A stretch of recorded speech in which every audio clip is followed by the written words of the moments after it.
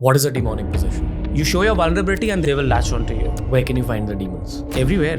First case, both the boys who were manically acting demonically possessed were actually brothers. He had an extramarital affair with my friend's wife. When this person is trying to stab himself, that person is trying to take something and stab someone else. Within the movie, they've shown chants for Paimon and all that. Is it wrong for me to say the name? You might experience a lot of accidents, something more dirtier than that. All mirrors are portals? Potentially, they can be. Let's talk about this. This scared the shit out of me when I was a kid, dude. In your house currently, there's a lot of objects which probably have entities inside them. There were all the objects and all that were kept inside, like kalashes and some blood stains around, ashes and everything. Yeah, and a lot of dark stuff. A complete awkward silence over there. What does an entity look like visually? It was a frail young man who could lift up a sofa with his single hand. There's a big mirror. I am wearing a cross locket that just fell off. It's been a while since we created a horror special on TRS. Dr. Savio Furtado is a demonologist. He's a psychic and he's part of the same crew that Sarbjeet Mohanty and Pooja Vijay are from. That's all I'll say in this one. As is the case with any horror special on TRS, the intention is never to add darkness to your light. It's to help you understand darkness so that you can move towards the light. Enjoy today's episode of TRS.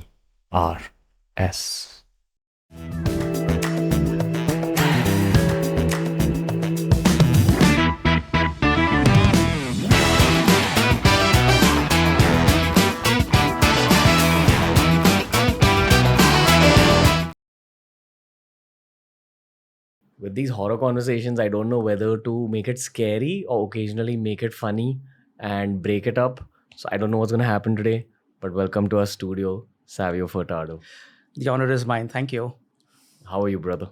I'm good. How are you? Good, man. I'm doing a paranormal conversation after a very long time.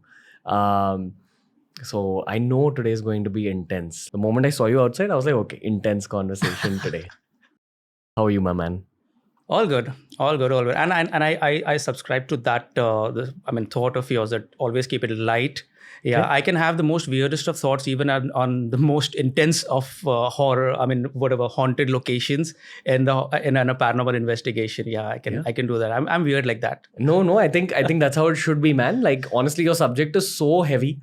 If I have a paranormal investigator on the show or anyone who's dealing with the paranormal on the show, I only keep that one podcast for that one day because by the end of it, I do feel a lot of heaviness. So I can't imagine what you guys go through regularly, every day. Maybe for the people who are not too familiar with the work that you and Sarbabhai have done, why don't you just give a small intro on what you guys do as well as a small intro on yourself? Yeah. Primarily, I'm an exorcist. Right. And that's how I joined the team because that is exactly what I brought to the table. And over and above, it was my psychic abilities that I developed over time. And it didn't just happen by magic. It was like a developmental thing.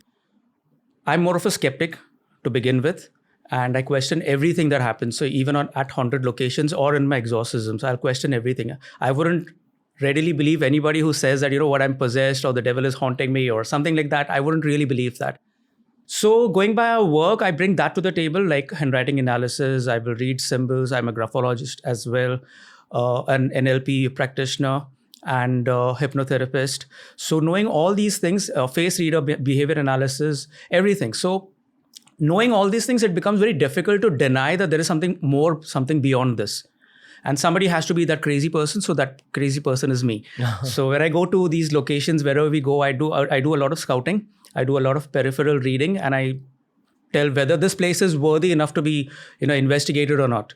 So that's what I bring to the table. And we have diverse skills. Okay. What is scouting and peripheral reading? Scouting is going to the location actually and looking around for any anomalies, be it spiritual or even human interference, knowing exactly if there are any beasts or any creepy crawlies who are waiting to lurk around there. So that is scouting, going to know that if at all there are any interferences that are going to be evil from the legal side or from the illegal aspect. Yeah, like goons coming and probably even drunkards or druggists, right? So that's scouting. And peripheral audit is something that we do on a spiritual basis, like just going around and checking whether a place is really haunted or no, whether we really conduct an investigation or no. There can be abandoned places, but not every abandoned place is haunted. There are deaths in every house. It doesn't mean that every house is haunted.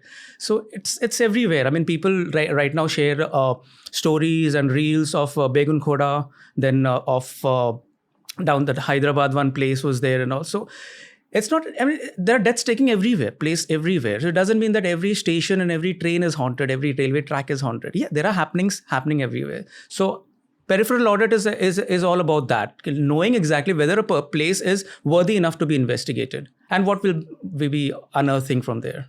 Okay. What does your bio on Instagram says? Spirituality is the science of the paranormal. That's right. Okay. Man, I have so many questions from just this one statement. So I don't know whether to ask you this or whether to ask you stuff about what you've already said. What I will say to the audience, especially to those people who've not seen the episodes with Sarba Bhai, you guys have an extremely scientific method to go about, for lack of a better word, ghost hunts. I know you guys don't like that word. I'm sorry. But I mean, it's the only way I can encapsulate what you guys do to the general public. What word would you rather use? Paranormal investigations. Research. Okay. Yeah. Okay. You guys use devices that measure the electromagnetic frequencies. Okay. Radiations. EMF wave. Radiations. Right. Right. So y'all have a scientific procedure, and we've actually covered that in one episode with Sarba Bhai. So I'm not going to get into the details of it and break it down here. Mm-hmm. I'm going to get straight to the center of the pie, Savio. What's the most challenging thing about a place that's actually haunted?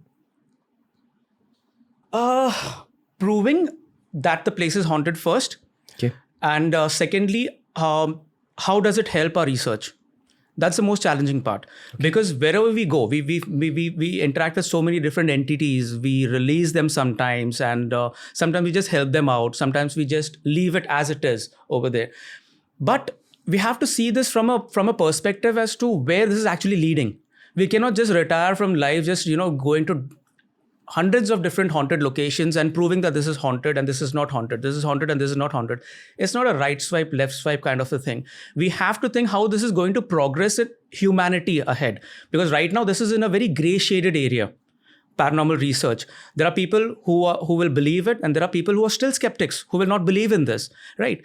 And it's okay, peace to them all, for that matter. I have to see, or we have to see, how is our research or proving whether a place is haunted or not haunted, how they are haunted, how they become haunted or not. Can they be cleansed? Is it just hallucination? Is it just hearsay that this place is haunted or person is possessed or what? How is this going to help the future? Okay. For example, how does the download of knowledge that you get from your experiences help the future of human beings? I'll tell you what. Right now, we are psychics. So I believe, I'm much more a psychometric person. So that's called psychometry, wherein we touch objects, we touch surfaces. And because of the nerve endings that we've got, we read a lot of the surfaces. That's what I do. When I go, I read the rocks, I read the trees, I interact with the trees. I interact with a lot of different elements over there, and I get my answers, which is, again, it can be my own mind playing tricks, but then after, if corroborated with facts and evidences and the history of the place, it always comes true. Like, for example, the latest investigation that we did at Vasai, not Vasai, I'm sorry, at down at Alibag, Pooja connected with the winds, and she could feel there are entities below the ground and there is a tunnel system, is exactly what even I got by touching the surfaces. And finally, we didn't know about this. But then after interacting with one of these localites over there, he told us that there is a tunnel system. I can show you that the other day. So these things have to be corroborated with facts, right? So what I do is I touch surfaces and I read it, and I also teach this to people who come to our Ghost Encounters tours. I also teach them that, and even they are able to do it very fantastically. Now, I document all these things. What is it exactly that I feel when I touch? Is it flashes of light or colors or faces or whatever that I see, or voices that I get and everything, right? Someday, if I'm able to translate this into technology, maybe I can, invent a laser that will just run around a wall and read whatever has happened over there.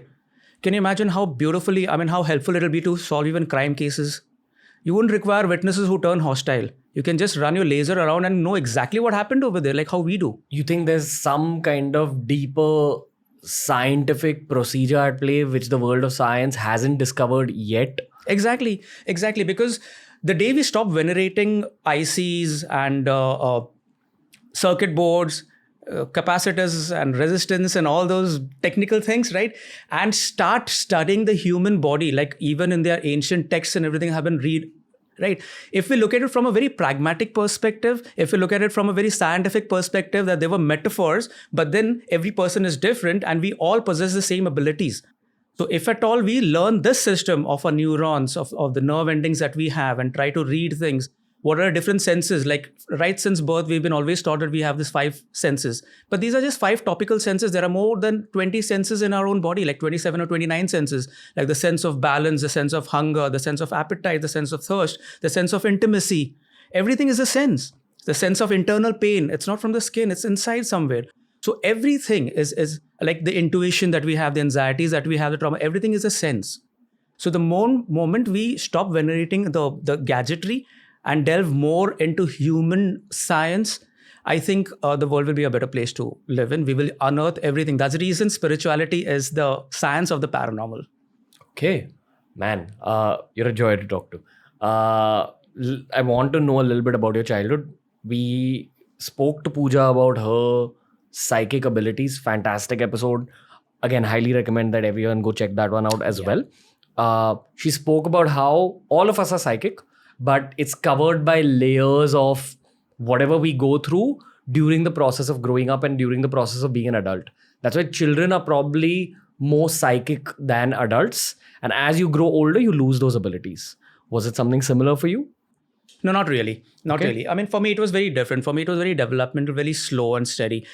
I grew up with psychic abilities, and we all grow up with psychic abilities, as you rightly said. And Pooja said that there are layers of conditioning.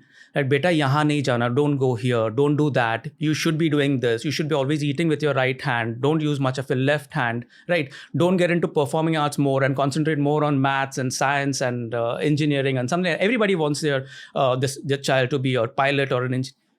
Those are those romanticized, say about way of life, right? Whereas right now we're opening up to the possibilities that, you can be an artist, right? You can be a podcaster. Talk about like 15, 20 years ago, nobody would have really thought about it. But right now we're opening up to new vistas. We're looking out for new possibilities that people are adding or to the value of life being whatever they are good at. My childhood was pretty straight, pretty good. I had 2 elder brothers who are 9 and 7 years elder to me. And after that, whatever happened, then I was growing up under their tutelage. So I learned a lot how to be mature beyond my age. All my friends were like, say, about elder to me. Most of my friends were elder to me. They're still my friends. And that's how I grew up. Learning about everything about handwriting analysis, I learned from my brother.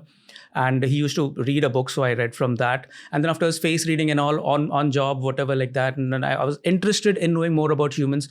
I was good at events, hosting events, as well as participating at parties. So I learned the guitar and everything like that. And I learned that there is more to humans. So reading them, talking to them, I know exactly what person can think what at what point of time, right? I would just sit on a park bench and just observe people walking around and check exactly, what is this person going to do next? From where is he coming? By his attire, by his walk, is it pacey or is it relaxed? Right, what he's wearing, his footwear, the expression on his face, or everything like that. It doesn't take much actually to see exactly what is going to happen. Whether he's come from a crime scene or he's going to do a crime. The thing is, we've never really thought about it before. We are more entangled in our own selves, and now, more in our smartphones. But then after, the more you interact with people, the more you learn more. So that's my childhood. That's been growing up, and then afterwards, in college and school, college, and all these things. Where did the psychic angle begin? It became developmental. As I said, handwriting analysis, from there to face reading, from behavior analysis again, and then after body language, then from there learning hypnosis, and then afterwards hypnosis therapy as well, and then afterwards getting into neuro-linguistic programming, how to use that as a therapy, right? From there, I understood there is something more to this. That's the time when I knew that if I touch surfaces or if I touch anything, I can sense the density or the history of that place or that object or that person even locations as well. I mean, once you learn about humans, where a person is going to get angry and you know what, you can actually calm him down without saying calm down, right? So once you learn about people, whether a person is lying or not, how do you actually, and what triggers a person, what are the buttons that you can press right or wrong, right? You extend this to locations, it becomes like another new skill. So that's how it has been. It's never that I was afraid, or it was triggered by fear, or it was anything else. No, it has been developmental. Okay, so it began with a bit of pattern recognition and learning those skills. You worked on those, it became better. Then your life made you learn hypnosis as well as neuro-linguistic programming. And once you learned these two skills, you realize, wait, there's something more. Yep. I want to know about what that something more is. You said that you figured some more stuff. Yeah, like in neuro-linguistic programming, I mean, not the NLPs that the present few practitioners actually teach about. Explain what that means also, neuro-linguistic programming. It's neuro, so it's about the brain. Linguistic is all about language, and programming, how you program a certain conversation or something like that. Right now, a lot of people are, passing on the fakery, if you can say that. Just believe in affirmations, or just be positive, or talk to yourself in the mirror, or whatever like that. That is not neuro-linguistic programming. That is just one part of it, probably a fragment of it. But neuro-linguistic programming is how you program your brain, or program somebody else's brain, and have a completely telepathic conversation. So if I say telepathy over here, people will say, oh my God, this is bullshitting. No, but this is not actually. It is about how I can speak. We can have a non-verbal communication as well. Right. It's like reading between the lines and everything. So mirroring, anchoring, all these things that are taught in neuro-linguistic programming actually work. Okay. Right. So basically, some sort of soft telepathy was learned by you in the process of you learning NLP, and then you realize, oh wait, this is not covered by science yet, so there must be more to it. Exactly. Okay. Exactly. And then you started extending that skill to non-living objects. True. That's how you ended up meeting Sarba and Pooja? Yeah. Pooja, I knew right from, I guess 2002 or 2004 or something like that. And then afterwards, we were on and off in conversations. Later on, I guess in 2015 or 2016, when they actually started pairs. At that point of time, they built a WhatsApp group, and she just broadcasted that if anybody is interested in the paranormal or having a paranormal chat, may join this group. And I grabbed that opportunity. I just said, you know what, I mean, even I'm into a lot of this, and I want to know something more beyond this. And so let me join that. And that's how exactly all the three of us got acquainted again. And that's how we actually all met. Okay. Do you want to talk about the first case of the paranormal where you realized that, okay, hold on, this is actually paranormal, this is not a hoax? What was that feeling like? And tell me about the case a little bit. The first case was of exorcism. Okay. It was a demonic possession of a dear friend. And that was handled by my brother, my eldest brother. And it was much more of a religious exorcism. So when I witnessed that was exactly when I got to know, okay, fine, things can really happen like this. Because it was a frail young man, maybe young, yeah, he was younger than me as well, who could lift up a sofa with his single hand. And he was puking all over the place and, you know, mouthing out a lot of filthy language and all, which he wasn't actually before that. And he actually manifested in a very demonic way. And it was handled by my brother very well, and he got exorcised at that point of time. But that's exactly when I got to know, okay, fine, you know what, there is something like this also. How old were you? This was in, I guess, 2006 or 2007. Okay. So that was like, 15 years ago. Okay. Your brother was also an exorcist? He is still. He is still an exorcist? Yeah. Okay. Would he be open to giving us a podcast? Yeah, he will be. But then afterwards, he will be more on the religious side. That's fine. That's great. Yeah, he will be more on that religious side. Okay. Man, explain the word exorcist. Anybody who can help a demonic possession. What is a demonic possession? As I call a demon is any other sickness that is unwanted in a body, right? So we have a lot of sicknesses in our body, in our soul, and in our spirit, right? If we have a cold flu, we go to the doctor. We exorcise the demon of flu. But for that, we don't need to do all the drama that they're shown in the movies and everything like that, right? We just go take a paracetamol probably and cure the headache there and there, right? So that is an exorcism as well. But we never see exorcism like that. So even diseases on a mental level, on a spiritual level, are also diseases. We choose to call them demons. Why? Because the elderly, the older, the ancient people used to call them demons. Even leprosy, the demon of leprosy that they used to call, the demon of convulsions and fits that they used to call, right? These are all demons. These are all diseases, unwanted, but yes, they afflict us. So exorcism is just going one step beyond, say, about mental health therapists like the psychiatrist or the psychologist. Exorcism just goes parallel to that, just one step beyond that. Okay.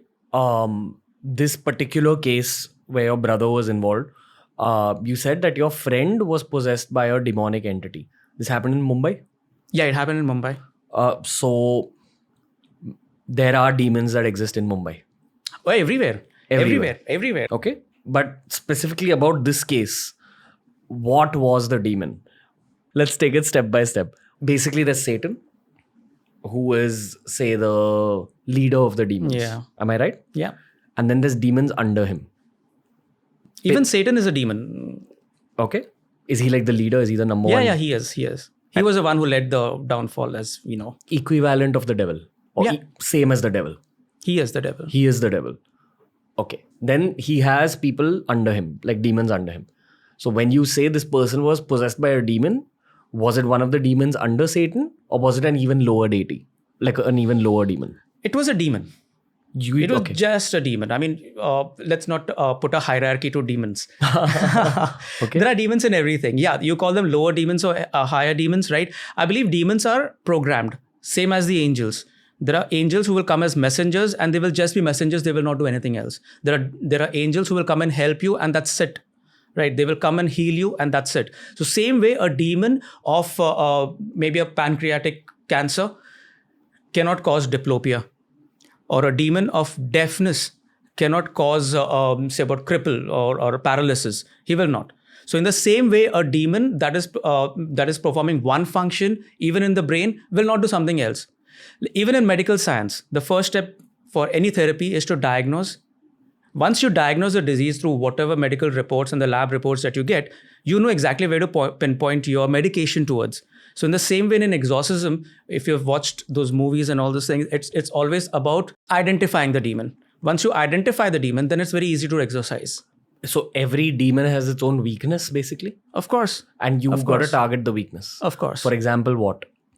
Anything. I mean, for example, if a person is acting crazy at that point of time, it's the person is depressive as well as manic, so you know that person might be mildly schizophrenic. You target that. Okay. Right. You treat that in a particular way that is suitable for that. Okay. Exorcism. Okay. These are more intricate spiritual procedures, I'm assuming. Yeah. Like a particular kind of prayer or a particular kind of ritual to beat the demon. Yeah. That's how an exorcism happens. So when you say prayer and ritual, it is not very religious, again, not very orthodox, right? Horses for courses. So a different person is a different person. Every person is different. So every mental illness is different. You cannot treat one depressed person like the other one, right? Okay. So in the same way, you cannot exorcise the demon out of a demonic possession or possessed person like you treat the other one. Every person is different. So you don't go on the field over there, right, directly in front of them and say, you know what, I've done it 10 different times. So this is exactly what I'm going to do now. You need to first find the history. You need to know exactly what are the symptoms, what is going to happen and all. And then afterwards, you perform the exorcism. It can be in a very calm and relaxed manner. It need not be all the who and hoopla and the drama. Okay. Were you afraid when you were witnessing this? Not at all. Fear is not an option at all. Because the demon feeds off of fear. Yeah. Of every emotion for that matter. Every negative emotion. Like what? Anger? Anxiety, anger, depression, sadness, fear, lust, greed, gluttony, all. So if the demon spots one of these emotions in you, it starts targeting you. Exactly. So say it spots greed in you, it'll say something about money. If it spots lust in you, it'll say something sexual. Yeah. Am I right? Yeah, true. Okay. And you're just not supposed to give in. Exactly. And get it exorcised as soon as possible. Okay. So Are you comfortable talking about how your brother exorcised this particular demon? Using the Bible. Okay. Yeah, and using scriptures from the Bible. A particular verse. Any verse for that matter, any verse that really matters at that point of time. Whatever it takes to actually minister to the spirit of that person and the demon, to exorcise the demon, yeah, he will use all that. Okay. And how long is the process? As long as it takes. As long as it takes. So how long can it go? It can go to a few hours as well. Few hours? As well, yeah. Why? Yeah. Because sometimes a person is not willing to just give up. The demon. And yeah. And sometimes, as it happens in most orthodox exorcisms, like of every religion for that matter, the first step is to diagnose exactly what demon is there. Once you identify the demon, only then can you actually work upon it, right? So you're just shooting in the dark. Whereas my brand of exorcisms are very different. It comes from actually reading that person, knowing exactly when to approach it. So you can neither pour from an empty cup nor from a turbulent cup. And you can only pour in an empty cup or in a calm cup. So the moment the person is getting in a manic phase, you don't exercise that person at all. You just take it easy. Wait till he just calms down completely, no matter how it takes. You restrain him physically or mentally, or just calm him down. And then afterwards, you help him find the answers. You're talking about the demon here, right? Both, the person who is actually afflicted and the demon.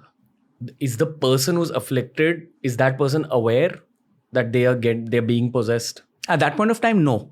But once they get into the calm self, the manic phase is gone. That time he will realize what I was doing was really bad. I mean, I shouldn't have done that. And then he will probably feign ignorance and say, I don't know why I was doing this. Why did this particular person get possessed and why not someone else? Because he was vulnerable at that point of time. As you said, fear. The demons feed off fear. So it works like this, on an atomic level. If you go to see the electrons that are there in an atom, right, will only latch on to another atom if at all there is a surplus of electrons or a deficit of electrons in the outer shell. Only then it gets attached, knowing about the positive and the negative charge and everything in that, right? So in the same way, we have our aura. If there is a gap in our aura, only then we are available for attachment to some other entity, right? Or if we have surplus energy, then afterwards we will go and give it to someone else, right? If that energy is negative, then you are prone to making somebody else negative, or probably you get possessed yourself or attached yourself. Okay. So in the same way, even a demon also just waiting to latch. You show your vulnerability and they will latch onto you. Where can you find the demons? Everywhere you go to a contaminated place, you'll get a disease, bacteria, viruses, right? So in the same way, you go to a haunted location, you go to any place for that matter, and you just display your fear of a certain thing, and the universe will make sure, okay, fine, you get back to the straight path. Okay. Wow. Little small pause here. How do you feel about this room? This room is good. Very positive, actually. Okay. Yeah. Now, I meditate a lot in this room. I personally believe that when you meditate, when you pray in any location, it cleans up the location a little bit. Am I right in thinking that? Yeah, you are. Okay. Because the room fills up with your aura, and if you're positive enough, there is enough density in the room to drive off every other entity. Does it also mean that this room is protected? It is. Okay. Now, bro, you are someone who's constantly dealing with these entities. Are they on you even after your cases are complete, or do they kind of latch on to you a little bit, maybe out of attachment? They do. No, they don't. I mean, I don't allow them. You don't allow them? Yeah. So say you have had a case where you've gone to a haunted location, you finish the job. When you come home, do you do like a bit of a cleanse? Do you do some kind of a protection ritual? I do it at the location itself. Okay. Right there and there, right? I will just shun off the entities. I will just disappear. And that's it. I mean, from their vision. And I will not let them follow me anywhere. So there is no such as any physical activity. The only physical cleanliness that we have to take care is a hygiene after coming back. Because going to a contaminated location or a haunted location, when you come back, when you have touched surfaces, all you need to do is the personal hygiene. Okay. No spiritual hygiene? Spiritual hygiene right at the haunted location, wherever. What is the spiritual hygiene? Whatever. Again, now, you said you meditate. I'm in a meditative state 24/7. Even when I'm having a conversation or probably, even multitasking, I'm always in a meditative state. So I'm there relaxed and calm, right? So that's exactly where I increase the density of my aura. And that's exactly how it is. If I sense anything that is getting into me or whatever like that, I shun it off there itself. I wouldn't let it affect or reflect me. Has anything ever come home with you? Never. Never. Yeah. Apart from the haunted objects, the charged objects that I have. Why do you keep those, dude? Collection, probably, whenever next, we'll make a museum. Okay, cool. So many more questions. Let's begin by talking about probably the most challenging case you've had. You're talking about exorcism or paranormal? We can do 2 questions. You can tell me both. See, there's in my exorcisms, there's one particular case that nobody knows about, that I haven't spoken about for a very good reason, because it also involved my friend and in a very awkward position. So I don't really speak about this. But then this was the most challenging case I've ever had till date. Otherwise, all the others were okay. I wouldn't put one over the other, but this one was the most challenging one. I was called by my friend, and his son was acting possessed, demonically possessed. So as a ritual man, as we always do, I asked for the photographs, and I just read the photographs and I said, okay, fine. No, he is having an occult presence over him. This is not just psychiatric. This is not just psychology. This is not just depression or a manic phase. This is something more than that. What do you see when you see a photo of someone who's... Read the aura, look at the face, read his face, whether there is a balance or an imbalance, right? And then afterwards, try to find the source of that imbalance, even in the body as well. There are certain depressions, certain body language, the way that you stand and everything, that you display a certain anomaly, anything like that, and you need to correct that. That needs to be done. So that is exactly what I read in a photograph. So over here, I saw that there is some foreign entity that is afflicting this person, and this needs to go. And then again, I have to be very careful, because I come as an uncle to that person. So I cannot really be a therapist being a known person. So I have to distance myself, and then after speak with him and whatever. So I met this person 2 or 3 times, and I spoke with him exactly what's going wrong. Why do you act like this or whatever like that? You met the boy? Yeah, I met the boy. With the demon on the boy? Yeah. Okay. Yeah. Go on. Yeah. And then afterwards, I was asking him questions in a very calm manner. When he is in his calm state, like what exactly happens at that point of time? What exactly are you going through life?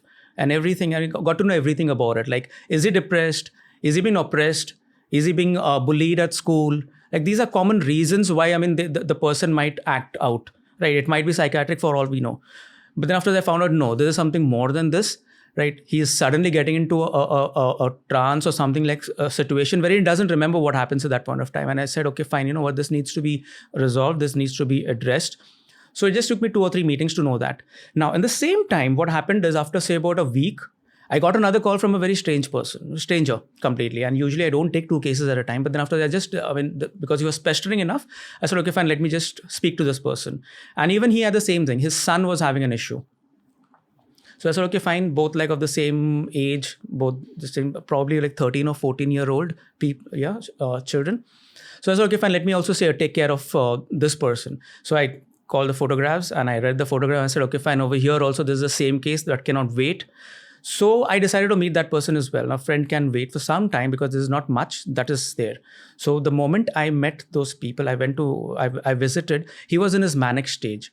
He was like banging his head around. He was like trying to stab himself with all different kinds of things, like a bottle, a broken bottle, a knife, right? And everything. He was flinging up tables up and down and everything. And this was happening there. And while this was happening, the second time that I met this person, I got a call from my friend as well. And the first time I didn't pick it up. I was like, no, I was in this. I need to be 100% over here. But what happened was, my friend was frantically calling me every now and then on a repeated basis. So I just decided, okay, fine, let me just take a break from here and receive this call. And he said, you know what? My son is having the same manic phase right now. So you want to take a look at it? And I said, okay, fine, show me. So we made a video call. So on video call, I can see both these children behaving the same way. As in the body was moving in the same manner. Yeah. When this guy is banging his head, this person is trying to hold on to somebody else's hair. When this person is trying to stab himself, that person is trying to take something and stab someone else. So it is like a reciprocal thing that's happening. And it was such a difficult thing to do because you're dealing with one person over here, and then after there's another person also doing the same thing, right? And this I realized after some time. It wasn't very immediate. Like I just see and I get to know, okay, fine, I know it all. No. It took some time that, this is a pattern. And then after that, I saw, when I asked them exactly about the history, when this happened, I found that my friend's son, as well as this boy, were having the manic phases in a rhythmic fashion, at the same time synchronically connected. So I took a recess. I told Kifan, give me a few days. I need to go back and try to find exactly what is the pattern. Because this is very unusual. You don't find two possessed people behaving the same way in the same time. So I took, say, about 2 or 3 days, meditated over it, and found there will be a common connection. So what I did was I invited the parents to meet me at a restaurant. We met at a hotel. And then after we started talking over what is exactly happening. But there was an awkwardness over the table, which I recognized very easily. So what I did, I just excused myself and I just walked to the washroom. But from my peripheral vision, I could see what is happening on the table. And I sensed a complete awkward silence over there. Usually when people would meet in this case, would be talking about it. But there was an awkward silence, which made me find or decipher that these people are connected somehow or the other. The twins were separated at birth. Sorry. Something more dirtier than that. Oh, okay. Yeah. And it would take less than imagination to know that one of them had been very dirty and had been doing, because this man that, called me, I never met him. Okay. It was always the wife, the lady who would interact with me. And this guy was in a different town. He was a tuition teacher. He was running his own classes and he was in a different town.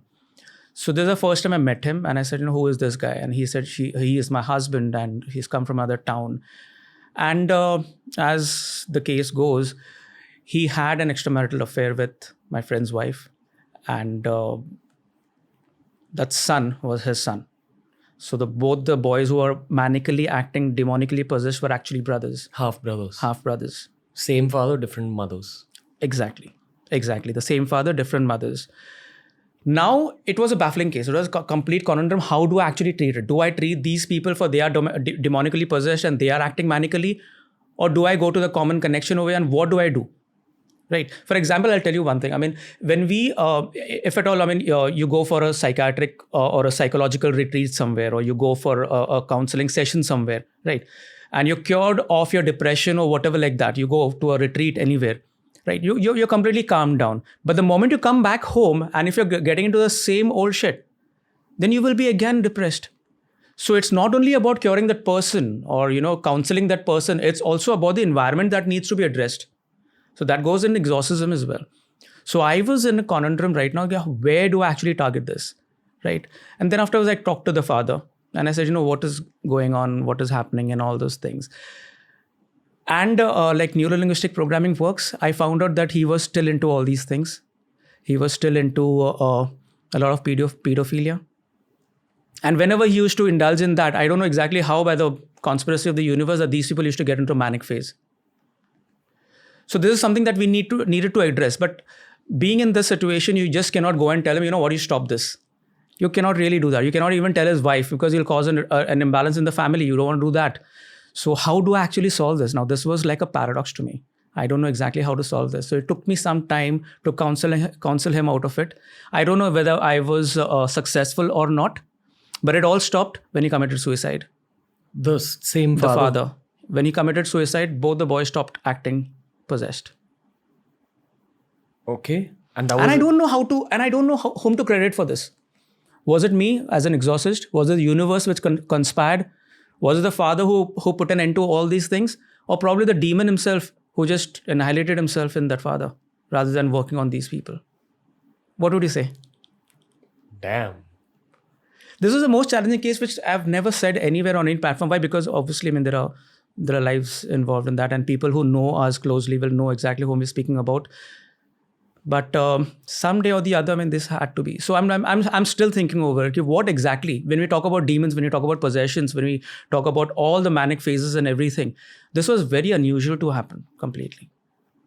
What happened to those two boys after this? They're all fine right now. I've not heard Perfectly from fine. yeah, I've not heard from them for years. They're all good. Whenever we talk, it's all good. Okay.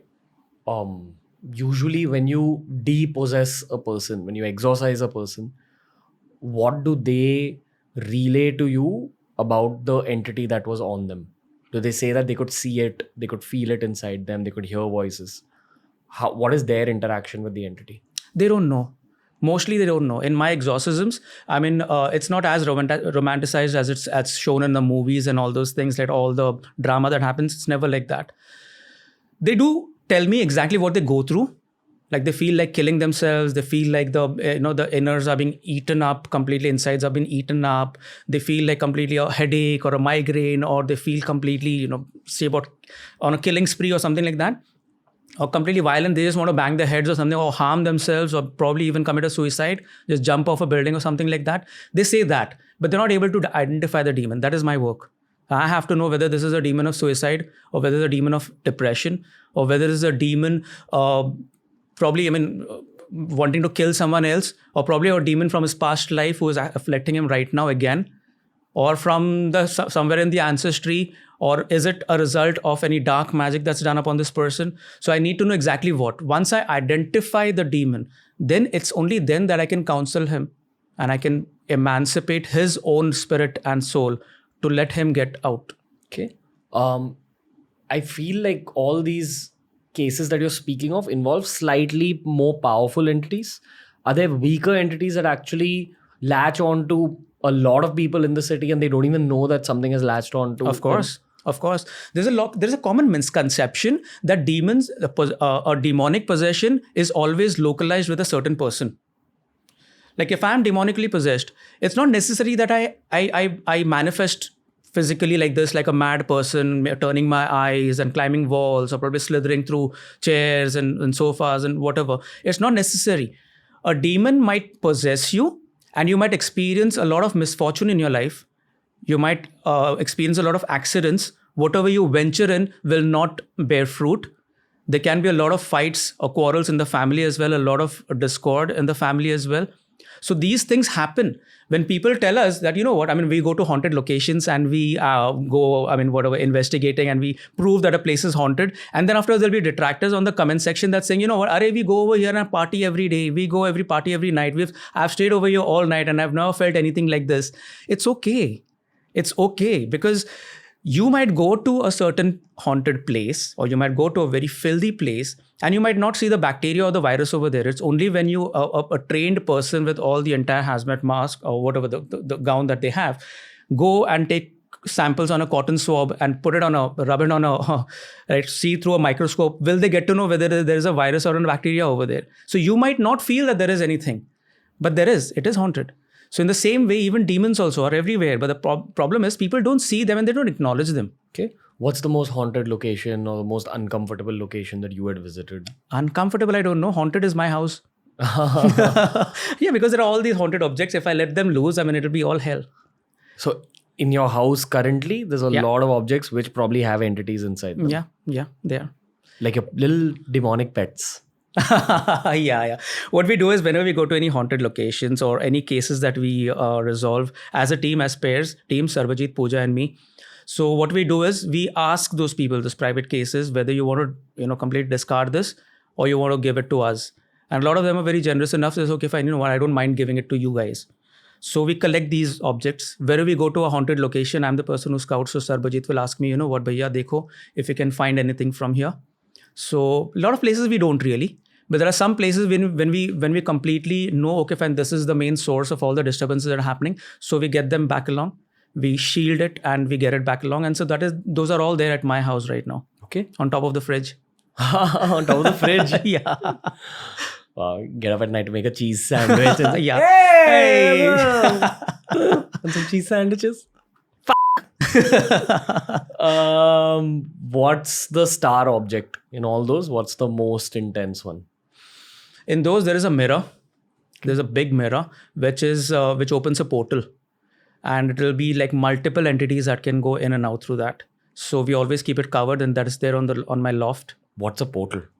Is a portal is a doorway, is an entryway to the other world, to the other side of the world.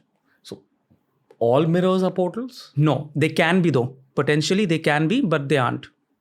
Let's talk about this. This scared the shit out of me when I was a kid, dude. Like when I used to look in the mirror and just smile, I used to feel like Nah, a it's little not like creeped that. out. I mean, that is pareidolia. When you look at yourself in the mirror, you look at anything and you form, I mean, your brain works that they try to form a pattern and whatever, you try to see different things. Not every mirror is a portal. Not every place is haunted and not everything is a demonic entity. But portals are created by mirrors which are facing each other sometimes, because it causes an endless loop. So it gives a sort of what is that called? An entryway, a passageway for the other people or the other worldly and outworldly entities to actually enter this world. It happens even in Vastu, for that matter, Vastu, and even in Feng Shui also. They usually say you shouldn't be keeping a mirror opposite each other. So when you go to one of these carnivals where there are all those mirror rooms, that's actually dangerous? If you sit around over there and keep watching all around, yeah, probably you might feel the density. But because the atmosphere over there is pretty much lightened up by everything that is going on around, the festive atmosphere that is going on, you're constantly moving through the maze, that thing doesn't really affect. Okay. You want to talk a little bit about this mirror world? What's on the other side of it?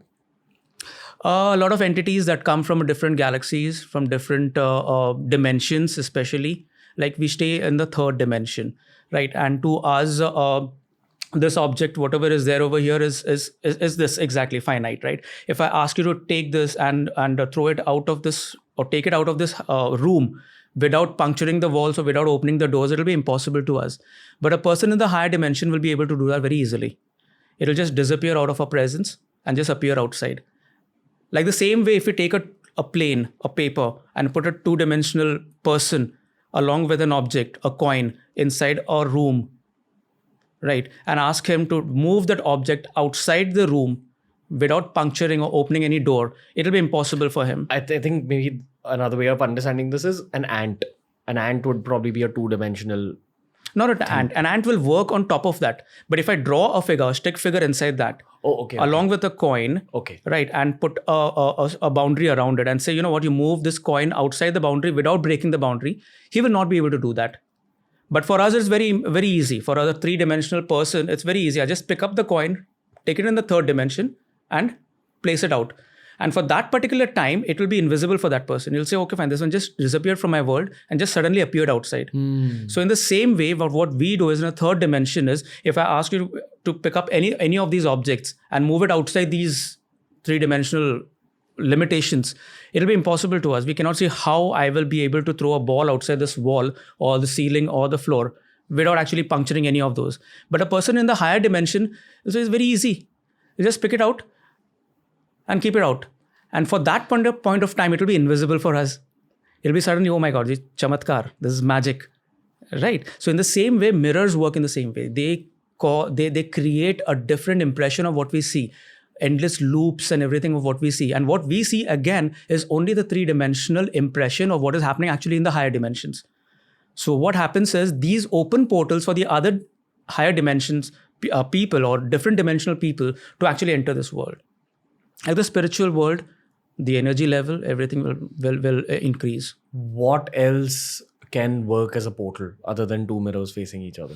There are natural portals as well, like wherein 3 elements or 4 elements interact with each other. Sometimes, some places, they just create portals like water bodies, probably trees, right?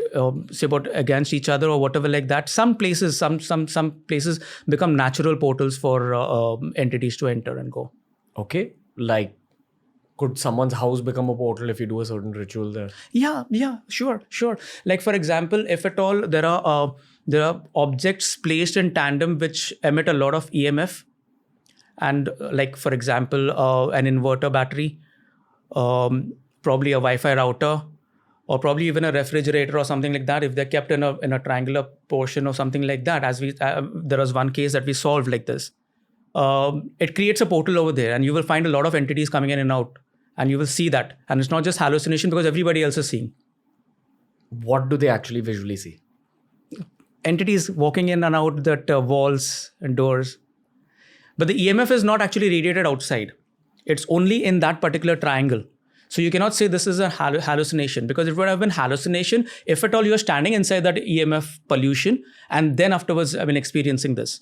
Okay. But it is completely outside, and from outside the house or outside that place that a person is seeing, entities just come in and out, walking out the wall and going inside. What does an entity look like visually? Whatever it was in his previous life. Like a ghost of a person. Of a person, exactly. Will have the same face as that person. Exactly. How do you know it's a ghost? You don't, actually, unless it does something like this, like just walking inside a wall, and then you know, okay, fine, you know what? Oh, this is something that is unnatural. That really cannot happen. Or the person just disappearing, or probably just glowing, or probably just a shadow figure. Anything scary looking? Not really. They look like normal humans. They look like normal humans. Not really. Not really scary. Scary has been portrayed by movies because they want to scare people. That's why I don't watch horror movies, because they scare people. But I deal with the real ghost every day. So they're not really scary. There was a movie that came out called Hereditary, in which they pray to a demon called Paimon. And Paimon is an actual demon, where within the movie they've shown chants for Paimon and all that.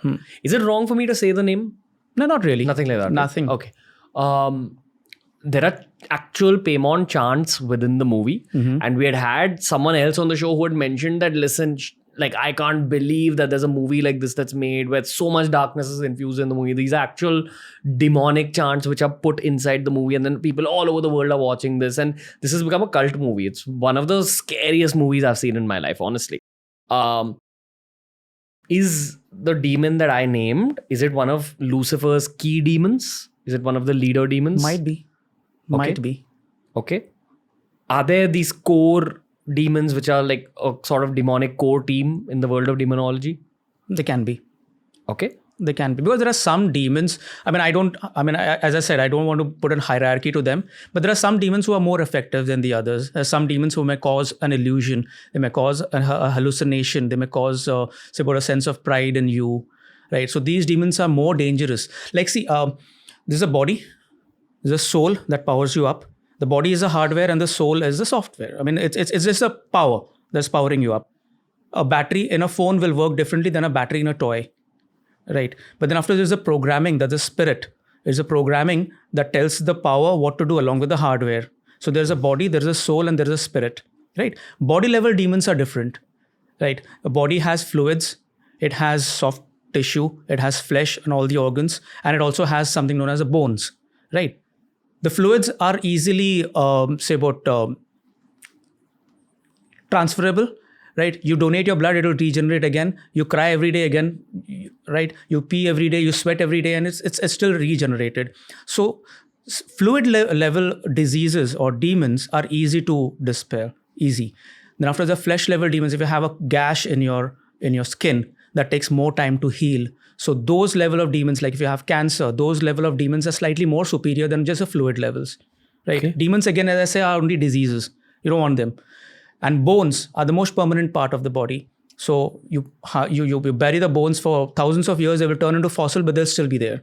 So bone level demons and injuries and diseases are more that difficult to heal. That's the reason fractures take that much more time. Okay. So we come to the soul level. In the soul level also, there is something known as an energy, that's your core. Then after there's an aura, which is surplus of your energy. So your aura can disappear in a twinkling. If you see your khadus boss walking in, or if a manipulative person walking in, you lose your aura. But if you see another person, you might get angry or you might get something. So your aura is manipulated very easily. It can regenerate also very easily. But the energy that you have takes time to build up. Like what we call in Ayurveda, Dincharya, right? The Vata, Pitta, and Kapha. So those take time. Those levels, the chakras take time to heal. You can balance them, but through a process. It is not just done by medicine, but it is done by diet and proper care. Okay. Right? And then afterwards, there is something known in the soul known as consciousness. So consciousness can be taken away, and that takes more time to regain. Like if you're in a coma, it will take you that much time more to get back, and you don't know exactly what. Right, you might go into a death-like situation, near-death situation, and where even the doctors will pronounce you medically dead. but then you can come back from that as well. So that the consciousness always survives. So that is the most permanent part of the soul. So it starts with the aura, then goes to the energy, then goes to the consciousness. So the last part of the person is the spirit, which is the most permanent part of a person. So even in the spirit also, it's the motivation which can come and go in a twinkling. And the motivation is based upon the second part of the spirit, which is the conscience. Right. The conscience will determine whether you are motivated to do good or bad. If you have got a dead conscience, then you will be a criminal. If you're a person who is conscientious in life, then you will always take the right decisions, or you will at least fear to take the bad decisions. And then after, the most permanent part of the spirit is a memory. The memory of a person will never go. I'm not talking about DNA memory that can be manipulated by amnesia or dementia, but this is the DNA memory that transcends generations and lives. So that's the reason a past life regression always works, because that is the memory that is retrieved, right? So these demons, when we say the demons that work upon the memory of a person, right, makes that person's conscience dead, and then afterwards will work upon the motivation, and that spirit will govern what the soul does along with the body. So those demons are more potent, they are more powerful. So I wouldn't like to put a hierarchy, but they are programmed to do that. So you fear those demons more than these. Like there are criminals. They don't think they've done anything wrong. And they don't know they're possessed. But the person in society, any sane person in society knows, okay, fine, this is wrong and this is right. According to him, this is right. And that's the evil is there parallelly running along with the good. Okay. So those levels of demons, I would say, are more potent to manipulate anybody. And if they take over, like for example, these chants and all that you're talking about in the film, if you're chanting them, if I'm getting afflicted and if that's motivating me to do something wrong or bad, then after that is potent. But if I just listen to any chant and that doesn't affect me, like people listening to prayers and bhajans every day and it doesn't affect them from doing anything wrong. If a bhajan cannot change a person to do something good, how can a chant motivate a person to do something wrong? Unless it is inborn in him. You need to be able to take it in also and live with it, practice it. Then maybe it changes something on your subconscious level. Exactly. So it's like, you might call an alcoholic a bad person and you may call a person who is a teetotaler a good person. But you might find a teetotaler also indulging in crime, and you might find a drunkard also doing charity. So it's not exactly what you intake. It's exactly how you act upon it. Okay. Jeffrey Dahmer and these guys who went to jail after going about the serial killings. Claim that they were motivated by a demon which was telling them to commit murder. That's so easy, no? So convenient. Like how Adam said, I didn't do it. The girl that you sent, my companion, she made me do this. And even the wife also, Eve, also said the same thing. It was not me. There's a serpent over there. Otherwise, I wouldn't have. So it's very easy to blame it on the devil, but it is you who did it. So you have to bear the consequences. But do you think there are demons that could influence people to go about serial killings? There will be. There are. There are? Yeah, there are. What do they tell those people? That's what, they manipulate the mind. They kill the conscience and they say that this is right. There's so much of wrong going on in life and good is of no good. God is not there. And God, if God is there, then he is either powerless or merciless. Because if he was powerful, then he wouldn't let all these things happen. And if he was merciful, then he would pay heed to everything, all the wrong that is happening. But they don't understand the entire mechanism of God, because they think of God as a sky daddy who is watching over everybody. It's not like that. So what the demons of those level do is, or the Satan for that matter says is, God is not good enough. You have to take things in your own hand and you have to kill all the bad or the poor or whoever is you think is wrong. So yes. Okay. Have you visually seen an entity yourself? Yes, I have. And interacted with it? Yeah. What's the energy exchange like in that conversation? It's just telepathically, because a person or ghost who doesn't have a physical body will not have ears, will not have vision. So it cannot see me. It cannot hear me. So me speaking verbally or orally out in a loud voice will actually not help. It's just the vibrations of my voice. So if I can replicate that in telepathy, then it's just another conversation. As in you try thinking about what you want to project. Telepathically projecting, yes. How does one telepathically project? You just think your thoughts out loud. There are different ways actually. Like for example, we know that data can be transferred via light, fiber optics, right? So there's enough of light over here. So there's so much of data that I can manipulate and I can actually send you. So that will be non-verbal communication. And when I'm actually verbally communicating, what I'm doing is I'm manipulating the medium air, causing a vibration, and the frequency is something that you're decoding. The same thing is going on in this mics, and it's getting decoded over there, right? So in the same way, when I speak, the same vibrations are caught by every other surface that is there around over here. If at all we know how to decode that, right now we are just decoding data in binaries technically, but otherwise the universe will be working in more than binaries. So that's how even psychometry works when we touch these objects. So even telepathically, you use different mediums like air or light or anything for that matter, or even water, even fire, anything. So when you project it telepathically, it then happens. You need to. Okay.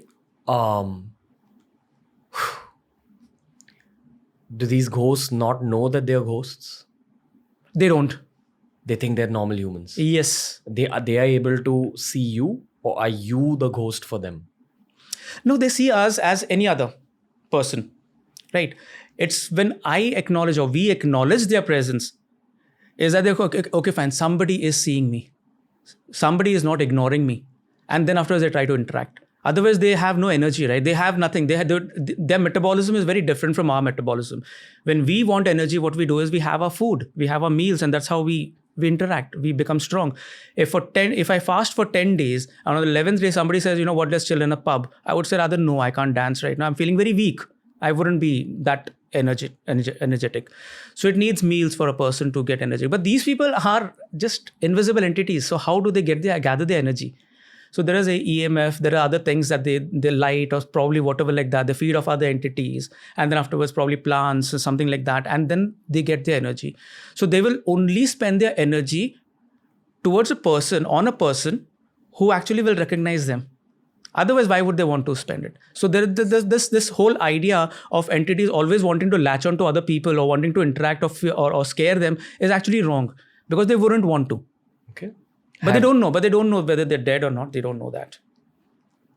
This is one thing I've learned from Sarvabai and Pooja. You have to first sometimes convince the entity that it's dead and tell it to go. Is that accurate? Yeah, it is. But there are some entities who wouldn't want to go. They know that they're ghosts, but they still have some desires left in life that they don't want to cross over. Like what? Probably they want to know exactly the state of their parents or the people who are living, the kin who are there left behind. Probably the orphan child right now. They want to know about that. Sometimes they are attached to their property. What are my assets going to do right now? Where's my gold hidden? What is going to happen of that? Sometimes if at all they have died an unnatural death, they want revenge. So they will search for that person, but without having any eyes, without having any ears, without having any feet or something like that. How do they find that person? So they aren't. So they're just wandering around, and they don't want to cross over because they are attached to their desires here. But they have the option to cross over. They do.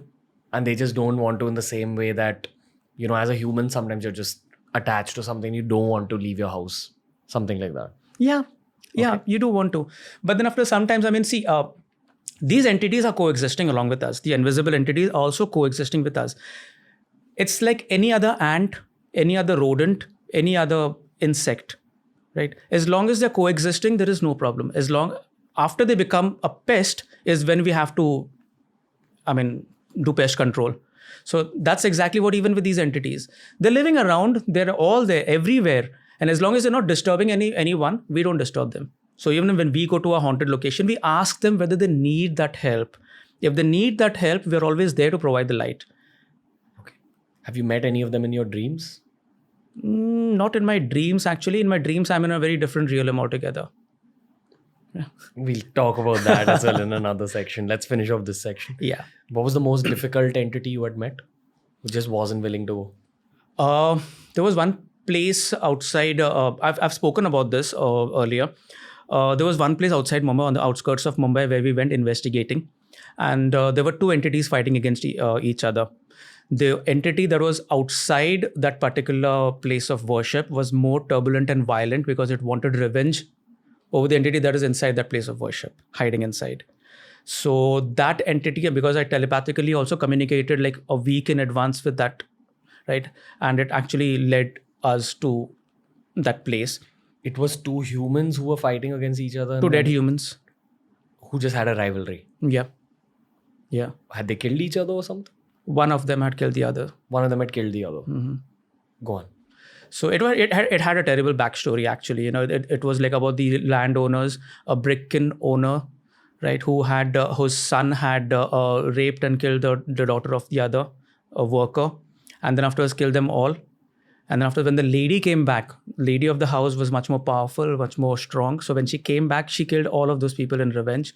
But the wife of the landowner just escaped and hid in the. When you're saying lady came back, you're saying as a spirit she The came mother of the girl who was killed came back in human form. She was in human form. She was alive. Yeah, she was alive. And she killed this person's family. Exactly. How? Single-handedly with whatever she could get. Really? Really, yeah. Yeah. We confirmed this story from the locals then. This would have happened a while ago, or like? Maybe 30, 40 years ago. This was not 30, 40 years ago, maybe 50, 60 years ago. This was in the 1960s or something like that, yeah. That happened there. And we confirmed this from the locals. That's exactly what, because our psychic readings, we can always say that, this is all just made up. But when we confirm these facts from people in a very subtle manner, we just ask like, yahan par kya hua? And then they'll say, yahan nahi jana.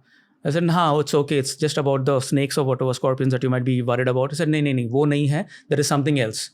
And then we understand. And then after we ask them, like, subtly just prodding in, like, what happened over here? Why is it forbidden? Why don't you guys visit after dark? And everything like that. Then afterwards they tell us the story and everything, which is again the confirmation of what we already know. So the bits and parts, wherever the jigsaw puzzle pieces are missing, actually gets filled up there. Do you use like police records and all to like? Police wouldn't believe in this, right? But there are police cases that I've helped also resolve. Yeah. You're giving me 2-3 more tangents, but we'll come back to this story. No, but we wouldn't speak about those because those can have legal implications. Okay, fair. Like the police is consulted with you to solve. Yeah. Wow. Yeah. Damn, son. Yeah. Okay. There was one police case wherein his own son was killed and he couldn't solve it. So I had to, yeah. Okay. Coming back to this auntie story. Yeah. So when we went over there, it was already past dark. We had to convince an old person to actually lead us to that place, and it was completely dilapidated. We couldn't see any entrance. We had to walk up a jungle in a hill and get to that place. In Mumbai? On the outskirts of Mumbai. You're not comfortable revealing the location? It's better not to. Okay. Fine. Okay, I'll say around Karjat. But around Karjat, not really Karjat. It's sure. On the other side. Sure. Yeah. But that's exactly where it happened. And so when we went over there, I was already interacting with this lady, and we were there inside the mandir. Okay, and it was a completely broken down mandir. And I told those people, you know what? Don't just stand below this broken down bow, the pillar. And I said, this can actually crumble down anytime on any of you, and we'll have to come next year to investigate your case. Yeah, because manifestations can happen anyhow, right? Yeah. So first of all, what led us to that place was an interaction we had on a different segment, and one person revealed that this has happened to them there. That they took a Segway, they took a sort of a detour on the way to Goa, and they just happened to just chance upon this location. And when they clicked photographs of that place, selfies of that place, they could hear somebody just violently run towards them from inside the mandir. And that just freaked them out. And they returned back to Bombay. And there were 4 friends. Out of that, 3 people died of fever. What? Unexplained fever that week, in that week. So the 4th person somehow, just survived. And thereafter, finally, when he gave the story. But after that, his mother detracted him from accompanying us because he was scared. He said, why are you getting back into this? You're not even married. Don't get into that. So anyways, we found that place. We went to the locals and we found this place somehow or the other. And that person again told us, don't go there. We said, it's okay. We just leave us. And on the condition that we drop him back again to his original shop, he led us there. And we told our driver to just drop him back. So there we parked, and then afterwards we went inside, completely in the jungle. When we reached that mandir, first of all, we reached another place, and I said, no, this is not the place. It is somewhere below, because my psychic senses are that sharp. So then afterwards we went ahead, and it just looked like just another house. It was not looking like a mandir with a courtyard in front, nothing like that, just like another house. So I said, no, this is the place. So one of the crew members just opened the door, and there was nothing inside. And I was like, no, this is that place. So when I stepped inside, I opened another door, and like any other old horror movie, it opened like with a creak and a cringe, like completely like that, is with that sound and everything. It was very difficult to push it. But then there were all the objects and all that were kept inside, like kalashes and some blood stains around, What? ashes and everything. Yeah, and a lot of dark stuff was done. Someone there. was performing rituals. Maybe not just one, because there were more than 15 to 20 kalashes. So there may be many other people who are doing a lot of stuff there. So it was dense. It was very dense. It was like completely dilapidated, broken down, and it was completely taken over by shrubbery all around, all the bushes and everything around. From there, I could just see the courtyard, the front door, and it was completely locked with a lot of tough chains. So we couldn't go there. So when the team started investigating inside, I just felt, you know what, let me just go out alone and check exactly what the entity outside is doing. So when I went from the side, I just, I could see the creepers around, and I just picked up the creepers with my hand, right, holding a ghost meter in my hand like this. And then after that, I went inside in the courtyard and started interacting with the entity. But the entity was very, very stubborn, completely obstinate, was not ready to come on the gadgets. And from a very investigative perspective, this is a waste, because I want to record everything that is happening on the gadgets. Telepathically, I can speak to 10 different entities. How does it prove that this is not my own hallucination or my mind not playing tricks on me on my own? I want the interactions over here because I'm recording this, right? It's not happening. It's organically trying to communicate with me, and it's not letting me, I'm not coming on the gadget. I'm trying to tell everything. Far off in a distance, there is another dog that is barking. And just as a matter of confirmation, I ask, what, at least make the dog quiet. And within seconds, the dog just stops barking. In a distance, long, far away, completely, just stops barking. And I say, okay, fine. This is a confirmation. This is not my mind playing tricks, because the dog had been barking for a long time, maybe for 3 or 4 minutes altogether. And this was not a matter of coincidence. So it happened. And then after they said, okay, fine. Now you're not coming on the gadgetry. You're doing all this stuff. This is not actually helping me at all. So fine, let me go inside and check what is happening over there, right? The moment I try quitting the courtyard and going back inside the mandir, this feeble creepers became such thick boughs or branches of trees and just stopped my way from going inside. Like plants got activated. Yeah. Plants got activated, as they show in the horror movies sometimes, that they become such thick and they became like branches of a tree, and they stopped my way. That feeble branches, the creepers that I could just pick up like this and just walk inside, just came and blocked my way. And it was very unusual. I said, this is not what I wanted from this place. And I was like, say about telepathically, just in a quarrel with that entity. I said, you don't do this. This was that auntie's entity? Yes, it was. Who had killed that entire family? Who had killed the entire family. Okay, go on. So after this, I had to literally crawl out of that place and get inside the mandir again. And nobody inside knew exactly what happened with me outside there. And more than the entity, I was more scared of the beast that could have manifested. Right, they could be leopards or whatever, because that was a jungle, complete jungle. So if at all this entity had manifested in the way of a leopard or something like that, that would be much more treacherous. That can happen. That can definitely happen. Okay. That can definitely happen. Like snakes, scorpions, anything. We've seen them all. So that happens. Like entities and demons can manifest them through humans, so they get possessed. Right. The same way, any of these things can happen. But then afterwards, when we went inside and afterwards the entire investigation all got over, we came outside and we cleansed that place. How? Just removing the entity from that place, just forcefully crossing her over. How? There's a ritual. There is a ritual. Okay. So you had to perform an exorcism of the place. Of the place. So that's called a cleansing. That's not actually an exorcism. That's a cleansing. Okay. Which is, I'm sure, extremely technical. There's like a bunch of steps and densities and all. Yeah, that matter. The same way that we cleanse a lot of other locations, like private cases that we go to, people say that the place is haunted or something like that. So first we will search for any other anomaly like EMF pollution or probably even a Vastu anomaly or something like that. And if at all that is the cause of the problem, then we just directly tell them, you know what, a Vastu consultant will be better, right? Why do you actually want to do this? So you do that, everything, all those things first, and only then if the anomaly still exists, only then we step in. So that's how the cleansing happens. Okay. One thing I've learned from Sarbabhai and Pooja is that you have to approach these cases with a sense of empathy towards the entity. Yeah. But even if it's an entity like this, which has murdered a whole family, which is being aggressive with you, you're still supposed to show empathy. Otherwise, it will not interact with you, no? So you're supposed to say, Maji, sorry. No, not aapke really. saath kya hua? Not really. It's like in a criminal case, for that matter, like incriminating a criminal, right? If a person is accused, he's still not a criminal. So if at all you show your sakti over that person will not actually break down. Even So you their employ different methods. Empathy is required. Yes. Okay. Why was this particular one more difficult? Because the spirit was adamant. Yeah, and it physically restrained me from getting out. Otherwise, this has never happened before, anytime. Okay. Do you think it would have come for your life if you had had fear or If I had fear, yes, it could have. It could have tried to manifest itself through me. It could have possessed me. It could have attached itself to me and tried to work through me. Do you think that this lady was probably spiritually strong? Through the years, yes. As an entity, she had become spiritual. See, it's like this. Like over, say, about years. Like suppose a person is dead and it still doesn't want to cross over. An enlightened person, knows, okay, fine, this is the purpose of the universe, right? Like the animals and the birds, they have no, a desire in life as such. They just want to eat, right? And they just want to procreate. There is no insurance. There is no investments. There are no fixed deposits. There are nothing like that. They don't hide anything. Once they're dead, they just let go. It's okay. I'll go to the next life.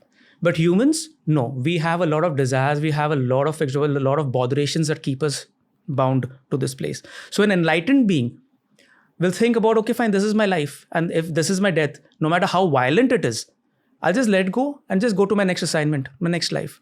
But there are some people who will not let go very easily. They want their possessions. They through their desire, they stay over here, right? So immediately they might not go. But they have to disintegrate sometime or the other. It's just energy. Energy can convert itself from one form to the other. It cannot just get destroyed.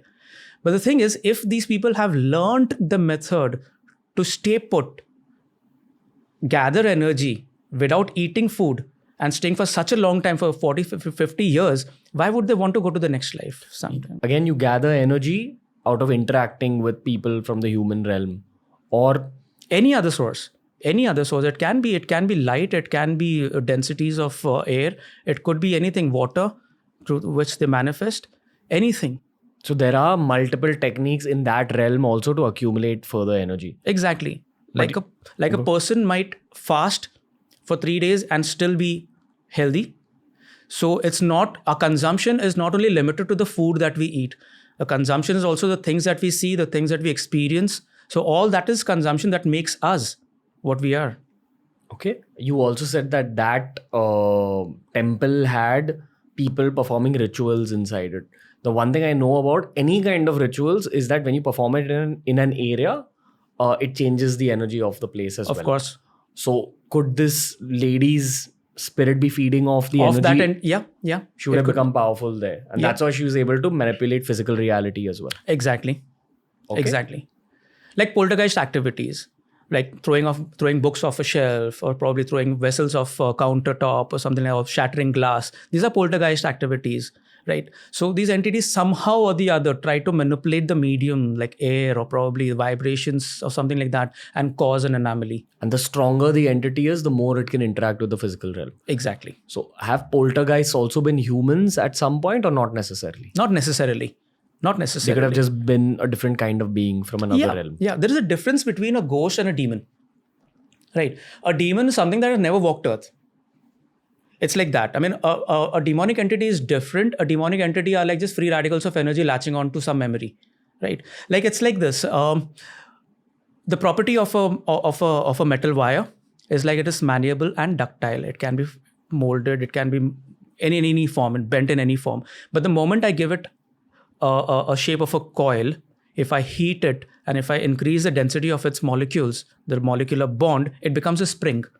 And once it becomes a spring, if I pull it, or push it, it will still retain its original shape. So what I'm doing over here is, it had energy even before that. It has energy even now. What I'm doing is only ascribing a memory to it.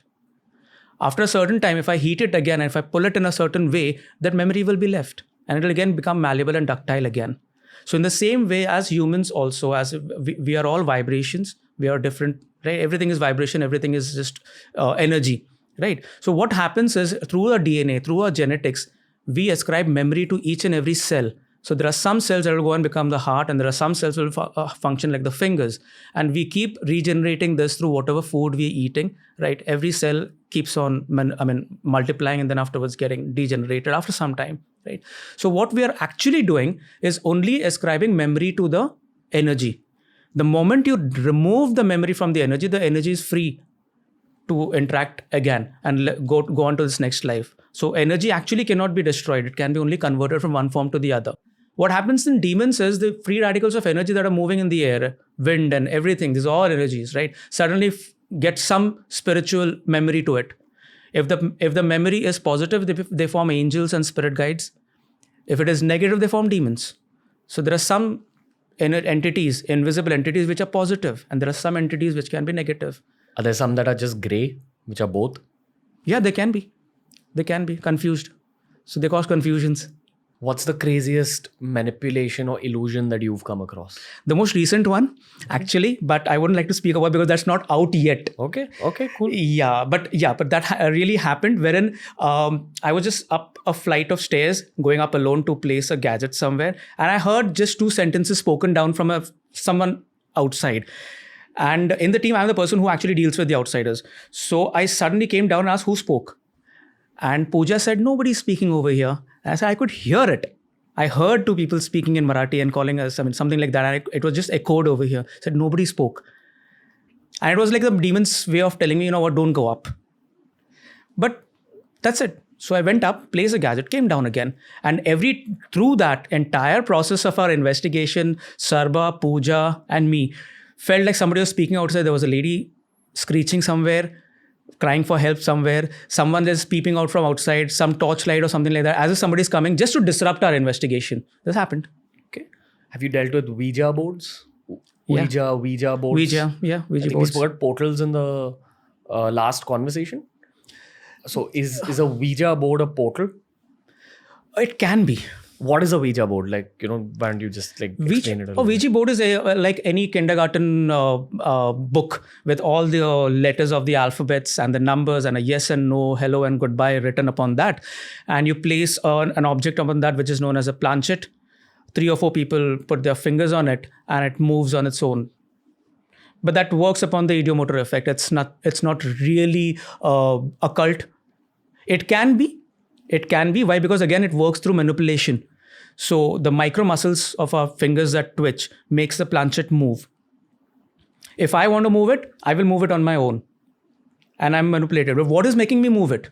Either my skepticism, my motivation of fooling the others, that itself is a demon. And if I'm not afflicted by the demon of this, I'm not physically actually moving it. I wanted to move it on its own. But moment a question is asked and it moves on its own, it's your micro muscles which are actually pushing the planchette all around the place and going to certain letters and everything. Okay. And from where does the information come? From the recesses of your memory. Oh, that's nice. I am wearing a cross locket that just fell off. Okay, anyway. What is happening here, man? Nothing. There's just something physical. Okay. Micro muscles. Micro muscles, yeah. Damn. So your micro muscles that even twitch on your face and on your eyebrows and all those things, might do even this that is possible or something like that, It happens. So that moves a planchette. It just carries something from the recesses of your memory and gives you the answers. If at all the 4 people don't know anything about what has been asked, you will never find an answer. You might find a very disruptive answer. But yes, this also, this is the scientific logic behind it. But yes, it can also be that you are manipulated by some or the other demon or by something else with the recesses of that memory that you might actually just end up giving good answers. So a Ouija board is very scientific. It's just a plaything. It's nothing, too serious. But you just cannot trivialize it again and just say, okay, fine, it's just a game board, so you can play with it. No, you never know when it is just a play board and when it can actually invite a demon from another or a dead entity from another zone. And so it's like playing blind dates with evil entities. But what can possibly cause it to invite an entity? It's random? Yeah, why not? I mean, given the opportunity to interact with the present world, any dead entity will do anything. Why? Because I want to interact. Suppose I'm dead. Right now, I have all my mental faculties alive. I have my eyes, I have a nose, I have my tongue to speak, I have my ears, I have all my limbs, I can walk everywhere. But suppose if somebody just gouges my eyes out, suppose I'm deafened by putting acid in my ears, and suppose my whole vocal cords have been taken away and I can't even speak, my tongue is cut. Somebody cuts my limbs, all my limbs, makes me a complete vegetable, and places me in the outskirts of the Saharas or probably in the tribal jungles of Africa. I would want somebody to come and understand my form of communication. For me, a single tap might be a yes and a double tap might be no. But to the person who is interacting with me, a double tap might be a yes and a single tap might be a no. So how do I establish a form of communication? So at that point of time, if somebody really establishes that, and I find that this person is understanding me good and is taking me exactly to the water that I want to drink, or is giving me food exactly when I want, or is taking me back to my homeland, I would want to interact with that person. Okay. Suppose you think about a dead entity or a demon. They would always want to get in touch with someone who's understanding them so that they can use that as a medium to communicate with the real world. Okay. Man, you said that Ouija board could possibly not also be a part of the occult. So I want to ask you, what is an actual occult thing? Anything you want it to be. Like, for example, you can cut a log of wood. You can use it as firewood. It serves its purpose. But you fashion a deity out of it, an idol out of it, and start worshipping it, becomes an idol. As in a deity. Fire. No. You take a log of wood, you cut it and you use it for furniture, or you use it as, it serves its purpose. But the moment you carve it into a deity and you worship it, it becomes a deity for you, right? It's what you have in mind for it. So you might take a mirror, stand in front of it and keep on chanting Bloody Mary, Bloody Mary, Bloody Mary with the intention of seeing Bloody Mary. You will see Bloody Mary. Really? Or you may not. Right. If you just play it as a game, nothing is going to happen because Bloody Mary doesn't really work. Yeah, that's what I was going to ask you. Does Bloody Mary work? No, it doesn't. But if you want it to work, it will work. How? You say Bloody Veronica also, for that matter. Bloody Veronica will appear. If you want it to work. I'm getting chills, dude. Why am I getting chills? You say anything. I mean, for that matter, as I said, a Ouija board is just like a kindergarten student's or person's, a book which has all the letters of the alphabet down there and all the numbers, right? You want that to happen, it can happen. You ask our questions over there, it can happen. Any form of spirit communication is bullshit if you don't believe in it. For example, even on the gadgetry also that we ask them to spike our gadgets, right? You come close to this and it'll spike on its own because you contain EMF. So if you come over here, my sensor will sense you. Right, you come with that much intensity, or you come with less intensity. You want to manifest through, say, about in an organic manner by manipulating the birds in the air to chirp, or probably the insects to manifest, or whatever like that. You can ask that, and that will happen. You might think that is random, but if it happens exactly when you ask them the answers, and it happens at that point of time, that means you're getting a communication back in return. Like your dog at home might bark or might not bark throughout the day. But if it is barking exactly when you want it to, when you're asking it to, and is giving you a response, that's a response. So you have to respect that as a response, no matter how skeptic you are about it. But if a dog is exactly, or your bird is exactly chirping when you wanted to chirp, that's a response. So in the same way, any form of spirit communication, be it the Ouija board, be it the gadgets, or be it any form of EVP, electronic voice phenomena, anything, if it is giving you a response to the stimulus that you are providing, that is a response. So it can be good or it can be evil, anything. Okay. Whew. So many more questions, but I intuitively feel like this is the end of episode 1 with you. All right. Savio Furtado, brother. Thank you. There's a lot more to speak to you about. We've not covered it all. This is an intro episode to you. So I hope you had fun. I did. I hope it was fun for you too. It was great. Just a little heavy, but that's fine. We'll move on to the next one. That was the horror special on TRS. We're always looking for new guests who could give us more conversations just like this. So as listeners, if you know someone who's a professional demonologist, a professional psychic, someone who deals with the occult realm, please drop in your suggestions down below. TRS will be back very soon with more occult themed conversations just like this.